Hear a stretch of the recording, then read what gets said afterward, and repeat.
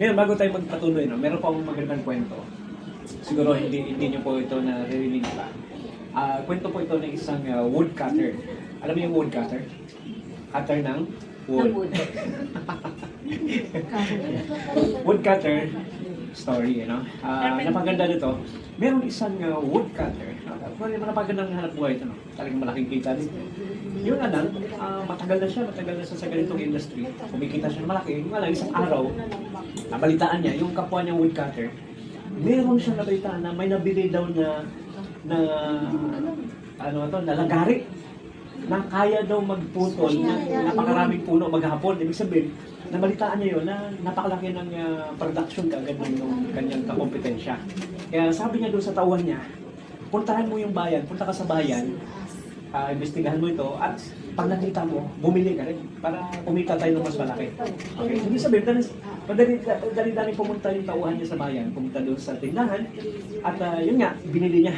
Tapos bumalik sa bundok, at talagang nag-ano na ulit sila, nag-cut ng mga puno. Yung alam, ang pinagtataka nitong tauhan niya, buong araw siya naglalagari doon sa puno. Diba? Ang tagal na, pawis na pawis. Talagang hirap na siya. Pero buong maghapon, ni isang puno, wala siya naputol. Kaya sumbong niya doon sa boss niya, boss, mas kami yata tayo.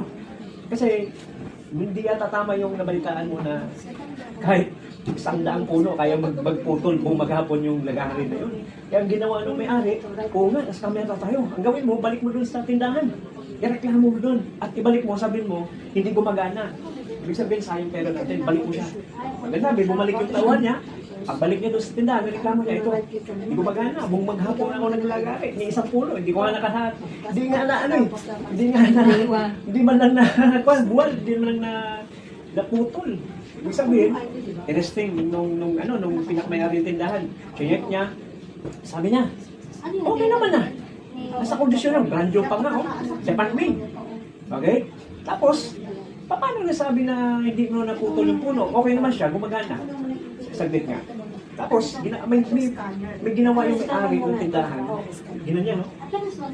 Biglang hinila na ganyan. Boom! Ganon. Tapos, sabi nung tauhan ng woodcutter, sabi niya, umaandar pala yan. Madali sabi, yung binili pala nila, yung chainsaw. Okay? Alam mo kung bakit hindi nakaputol ng isang puno sa bundok?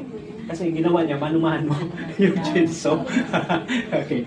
Nasasundan ba natin? Ibig sabihin, mayroon palang manual yon. Okay? Since na-excite sila na ganito, kayang pumutol na ganito, ganyan. Hindi man lang binasa.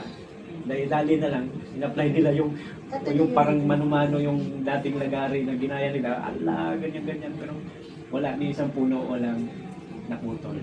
Ang aral doon ay dapat ganitong business po natin. Hindi pag join mo pa lang okay, excited ka.